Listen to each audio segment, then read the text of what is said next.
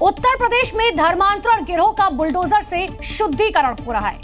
मुख्यमंत्री योगी आदित्यनाथ के आदेश पर इससे पहले भी बुलडोजर की कार्रवाई हुई है, लेकिन इस बार की तस्वीर थोड़ी अलग है। अलग इसीलिए क्योंकि पहले मास्टरमाइंड छांगुर के अड्डे को मिट्टी में मिलाया गया और इस बार छांगुर गैंग के बचे कुचे गुर्गों पर एक्शन हो रहा है। यानी कि धर्मांतरण से जुड़े हुए एक भी साजिशकर्ता को योगी फोर्स बख्शने के मूड में नहीं है। एक जल्लाद को हम लोगों ने वहां पे भी गिरफ्तार किया है। कैसे वहां हिंदू बहन बेटियों के इज्जत के साथ खिलवाड़ करता था। जो योगी ने कहा था वो अब जमीन पर होता दिख रहा है। बलरामपुर में छांगुर और उसके गुर्गों पर एक्शन ने साफ कर दिया है, अपराधियों के लिए यूपी में जगह नहीं है। बलरामपुर में आज योगी सरकार का बुलडोजर जबरदस्त तरीके से गरजा। जिस अड्डे से हिंदू लड़कियों को फंसाकर धर्मांतरण का खेल चल रहा था, उसे महज 30 मिनट में जमींदोज कर दिया गया है। छांगुर के भतीजे के घर बुलडोजर एक्शन के दौरान डीएम और एसपी भी मौजूद रहे। एक्शन का विरोध न हो, इसके लिए भारी पुलिस फोर्स की मुस्तैदी थी। सबरोज पर सरकारी जमीन पर कब्जे का आरोप है। धर्मांतरण गिरोह में इसकी सक्रिय भूमिका रही। हिंदू लड़कियों के धर्मांतरण का आरोप है, यानी हिंदू बेटियों के दुश्मनों पर अब सरकार का बुलडोजर चल रहा है। छांगुर गैंग के खिलाफ कार्रवाई एक कड़ा संदेश है और ये भी साफ है कि अब धर्म के नाम पर साजिशें नहीं चलेंगी। बलरामपुर में छांगुर के भतीजे का घर मिट्टी में मिला तो उधर लखनऊ में भी अतिक्रमण के खिलाफ बुलडोजर गरजा। गोसाईगंज में एलटीए ने भारी पुलिस फोर्स की मौजूदगी में अतिक्रमण की गई प्लॉटिंग को कब्जा मुक्त करवाया।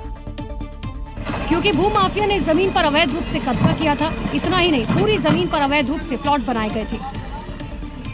भूमाफिया ने इलाके में सड़क का निर्माण करवा दिया था। प्लॉट बेचने में कोई दिक्कत ना हो, इसके लिए नाली, बाउंड्री वॉल बनाए गए थे, लेकिन बुलडोजर की मदद से सभी निर्माण को मिट्टी में मिला दिया गया। इसके अलावा साइट ऑफिस को भी जमींदोज किया गया। आपको बता दें, गोसाईगंज के मोहारी कला में न्यू जेल रोड और सेमनापुर में तकरीबन 20 बीघा जमीन पर अवैध कब्जा था। इतना ही नहीं, पूरी 16 बीघा जमीन पर अवैध रूप से प्लॉट काटकर कॉलोनी बनाई गई थी। प्रशासन की टीम ने मौके पर अभियान चलाकर अवैध प्लॉटिंग को ध्वस्त कर दिया। राजधानी दिल्ली में अवैध झुग्गियों पर दिल्ली सरकार की कार्रवाई लगातार जारी है। मद्रासी कैंप, भूमिहीन कैंप, वजीरपुर के बाद अब शालीमार बाग में बुलडोजर एक्शन की तैयारी हो गई है।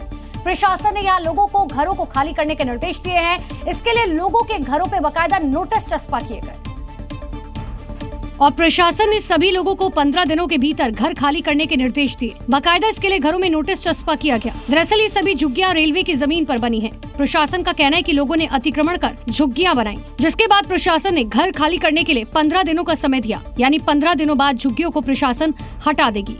प्रशासन की तरफ से चिपकाए गए नोटिस के बाद सैकड़ों परिवारों को आशियाना उजड़ने का डर सता रहा है। नोटिस को लेकर दिल्ली की पूर्व सीएम आतिशी ने रेखा गुप्ता सरकार पर जमकर निशाना साधा। ये वही रेखा गुप्ता जी हैं जो बार बार टीवी कैमरा के सामने आके कहती हैं कि एक भी झुग्गी को तोड़ा नहीं जाएगा। आपको बता दें, इससे पहले भी दिल्ली में अवैध झुग्गियों पर बुलडोजर चला, जिसके बाद से आम आदमी पार्टी बीजेपी पर लगातार हमलावर है। जब बात आती है सनातन धर्म की रक्षा की, जब जिक्र होता है राष्ट्र और धर्म की एकता का, तो योगी आदित्यनाथ के उस मंत्र को दोहराया जाता है जिसमें उन्होंने कहा था, बटेंगे तो कटेंगे।